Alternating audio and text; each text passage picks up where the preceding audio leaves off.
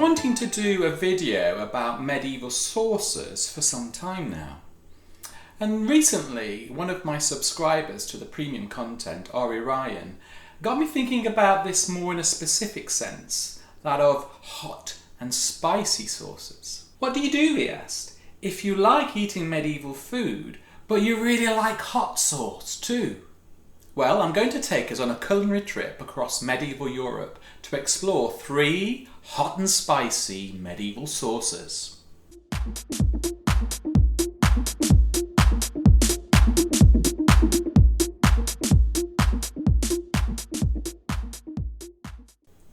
In medieval Europe, they didn't have these chillies, so you'd have to look to your spices from the east if you wanted to tingle your taste buds. Our first stop then on our spice trip is 13th and 14th century northwestern Europe, Denmark, Germany and Iceland to be precise. I'm going to be following a recipe from a work known as Libellus de arte coquinaria, Little Book of Culinary Art, which the evidence points to being first written during the early part of the 13th century, though it only survives in later manuscripts in 3 languages, Old Danish, Low German and Old Norse.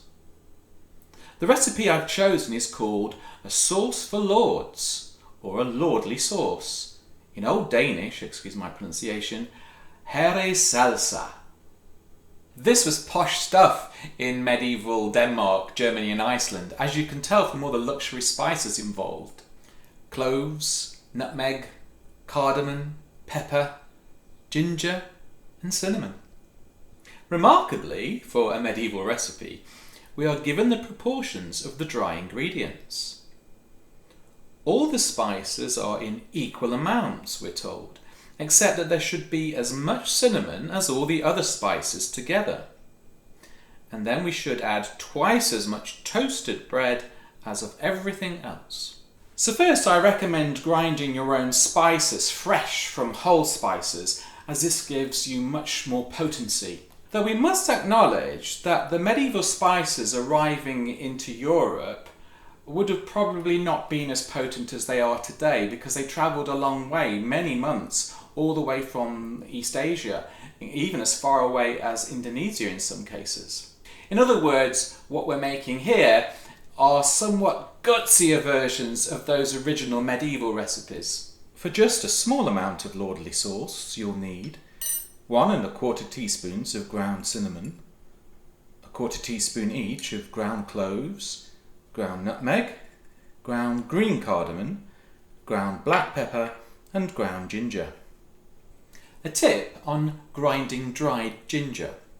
You will need to address your ginger with savage blows from your pestle, and perhaps a few curses besides.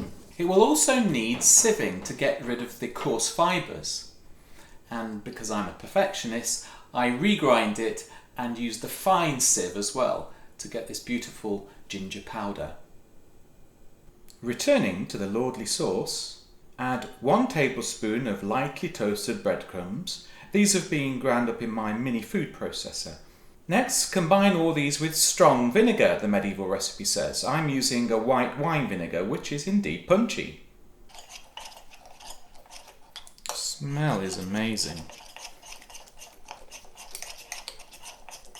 We're not told in the medieval recipe how much vinegar to use, but it does say to store it in a lachal for up to half a year.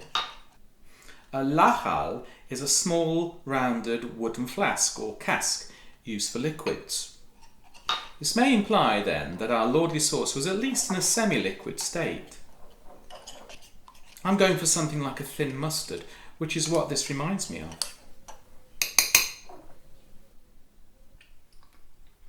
So, time to taste it. I'm trying it with roasted chicken. It's really nice. It's not really hot, but it's so beautifully flavoured with all those spices. You can taste the cardamom and the pepper. You can taste the cinnamon as well, and there's just a little bit of heat from ginger. Well, that could also be from the black pepper. And yes, the cloves are coming through as well. Not sure I've got the nutmeg. Oh yeah, there is a bit of nutmeg there too. So it's a wonderful Beautifully flavoured sauce, and it goes really well with roast chicken. Next, we're moving forward through time by at least 100 years, and geographically south to late 14th century France, specifically to the cookery work known as the Viandier, or recipe book, of Taillevent.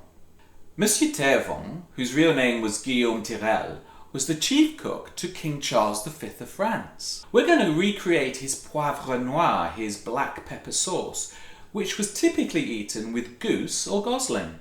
Bois et gingembre, grind ginger and burnt toast, poivre and pepper. De fait, des vinaigres et de verjus. Infuse this in vinegar and verjuice and boil it. Now, some of the versions of the Viandier don't use verjuice. That's the unfermented, unripe grape juice, or they just use a little. So you could, if you wish, just use vinegar, or you could play around with the proportions to suit your taste. Interestingly, the English version of this, in Forme of Cury, which was eaten with veal or venison, seems to be slightly less fiery, as it uses broth in addition to vinegar. So here's how I make the Viandier de Taillevent version, or rather an estimation of it, because precise instructions are not given. Take a teaspoon of freshly ground black pepper and a teaspoon of freshly ground ginger and put both into a mortar. Then, burn some toast. I love saying that, it's almost anarchic. And then turn that into breadcrumbs and put it into your mortar. Add 2 tablespoons of wine vinegar.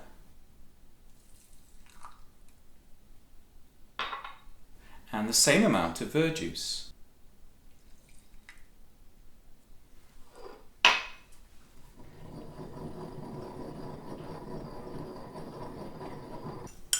Keep adding the breadcrumbs to the mix. You'll need about 4 tablespoons altogether.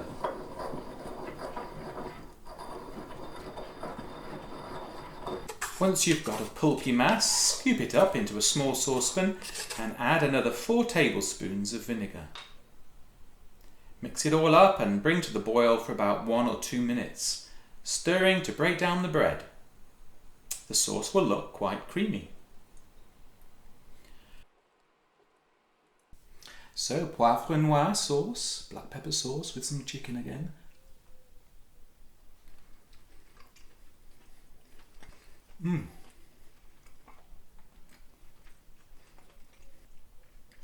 I really like that.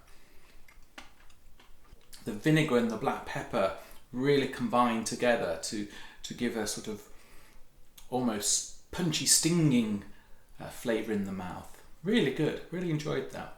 If you were thinking of having something a little bit, if that's too hot for you and you were thinking of having something a bit milder, you could always go for the wimpier English version and let down the sauce with some stock. But I'd say stick to that because that's got some good pepper kick. For my last recipe, we're staying with the same time period, the late 14th century, but crossing the Channel to King Richard II's England and to his official cookery book known as Forme of Cury, which I fondly translate into modern idiom as How to Cook. Now, I should just say I was originally going to do Lombardy mustard, which is a mustard made from ground and finely sieved black mustard seeds, which are native to England, as well as honey, wine and vinegar. This was made and stored as a thick paste and let down with more wine whenever it was needed. To be frank, although I am a super fan of mustards, I like Dijon for example, I really didn't like the Lombard mustard that I made. For starters, my palate was, somewhat surprisingly, screaming out against the use of honey. And what's more, I have tasted hotter mustards than Lombard mustard, far hotter, even though I was using what supposedly are the hottest seeds, black mustard seeds. I just have to say I was incredibly disappointed. But do not despair. Rather than give you some duff mustard sauce, I'm now going to offer you my new favourite medieval sauce, one that will blow your socks off. So let's all welcome Verde sauce, that is, green sauce, or should that be, as the French would have called it, green garlic sauce.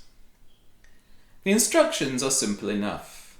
Take persil, parsley, mint, garlic, a little thyme and sage, a little cinnamon, ginger, pepper, wine, bread, vinegar and salt. Grind it finely with saffron and serve it forth. I'll tell you now, don't waste your money with the saffron. It will just be overpowered. But as the Forme of curry cooks like to put saffron in almost everything, quite simply because they could, it's no surprise really that it ended up in this sauce too. To be kinder, it may have been intended to give a hint of golden yellow to the green sauce. But in that case, it should have been called golden yellow green sauce, shouldn't it? Anyway, let's make it. You'll need 2 good handfuls of parsley leaves, roughly chopped. About a handful of garden mint leaves. The leaves from a few sprigs of sage, and the leaves from several sprigs of thyme. Chop all the leaves up and cast into a mortar, along with a clove of garlic. Add 1/4 teaspoon each of cinnamon and ginger, 1/2 teaspoon of black pepper, 1/4 teaspoon of sea salt, and 1 tablespoon of fresh breadcrumbs.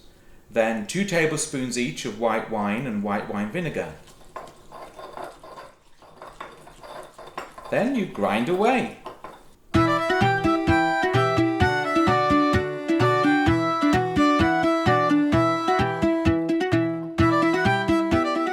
Eventually you'll have something that resembles pesto. So, verde sauce, green garlic sauce, let's give it a go.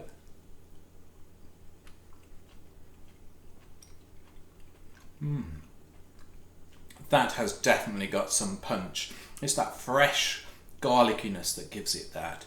But also the herbs do come through, they're not being overpowered, so the parsley's definitely there, and the mint's quite strong as well. I think overall that's my favourite of the 3 medieval sauces that I've done today. So I do hope you've enjoyed this culinary journey where we've explored hot and spicy medieval sauces, which leaves me with just one thing to say. Chillies?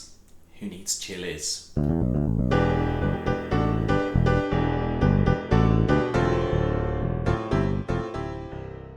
If you've enjoyed watching this video, why not support my work by becoming a subscriber to my premium content, which is exclusive.